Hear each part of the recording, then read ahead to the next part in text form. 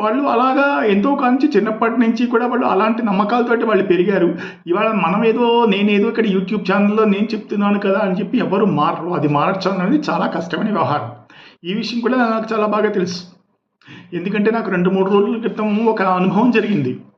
ఆహ్, ఒక జంట, ఒక వైఫ్ అండ్ హస్బెండ్ నా దగ్గరికొచ్చారు. అయితే వాళ్ళంతకన్నా ముందే ఇంకొక నా దగ్గరికి వచ్చేవాళ్ళంతా కూడా సెకండ్ ఒపీనియన్ గురించి వస్తూ ఉంటారు చాలామంది. ఫస్ట్ ఒపీనియన్ ఆల్రెడీ అయిపోతుంది. సెకండ్ ఒపీనియన్ నేనేం చెప్తానా అనేది వినడానికి చాలామంది వస్తూ ఉంటారు. అయితే ఇప్పుడు వాళ్ళ అబ్బాయికి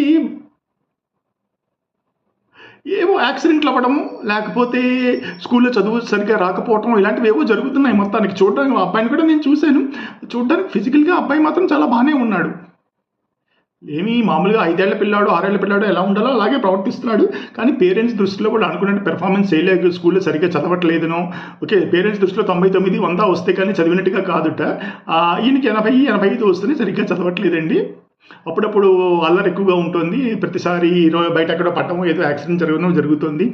నేను ఒక జ్యోతిష్కుడిని జరిగితే ఈయనకి బాలారిష్టాలు ఎక్కువగా ఉన్నాయండి. మీరు పెట్టిన పేరు నామ నక్షత్రం ప్రకారం లేదు. ఆ పేరుని మళ్ళీ మార్చాలి. మళ్ళీ నామకరణం చేసి పేరుని మార్చాలి. ఒక 30,000 ఖర్చు అవుతుంది.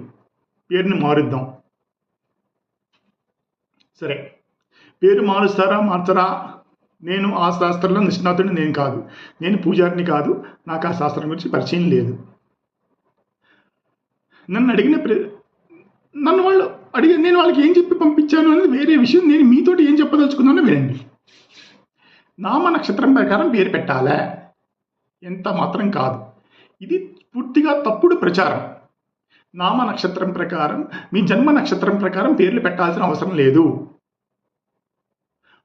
దాదాపు ఒక 60-70 సంవత్సరాల క్రితం వరకు కూడా ఎప్పుడైతే మనకి ఈ రిస్ట్ వాచెస్ లేవో, మనం పుట్టిన సమయం మనకి సరిగ్గా తెలిసేది కాదు. ఈ రిస్ట్ వాచెస్ వచ్చిన తర్వాత మనం పూర్తిగా ఏ సమయానికి ఎవరు పుట్టారో మనకి తెలియదు. ఇప్పుడు కూడా కన్ఫ్యూజన్ ఉంది, కానీ కొంత క్లారిటీ ఉంటుంది. ఎవరైనా ఒక పల్లెటూరు నుంచి పట్నం వచ్చి ఒక శాస్త్రి గారి దగ్గరికి వెళ్ళి, అయ్యా నాకు జాతకాలు కలవట్లేదు, జాతకాలు కుదిరాయా అని అడిగితే, అప్పుడు జాతకాలు చెప్పడానికి మనకు టైం చాలా ఇంపార్టెంట్ కదా. వాళ్ళకి టైం తెలియదు. నీ పేరేంటి? నా పేరు ఆంజనేయులో లేకపోతే వెంకటేశ్వర ఏదో చెప్పాడు అనుకోండి, నీ పేరులో మొదటి అక్షరం కాబట్టి నీ నక్షత్రం అదయ్యి ఉంటుంది అని చెప్పి ఈ ఆర్డర్లో అప్పుడు ఉన్న పండితులు వాళ్ళు నిర్ణయం చేస్తుండేవారు. అప్పుడున్న ఆ మహాపండితులు వాళ్ళు నిజంగా మహాపండితులే, నేను వెటకారంగా అనట్లేదు, వాళ్ళు అలా డిసైడ్ చేసేవాళ్ళు.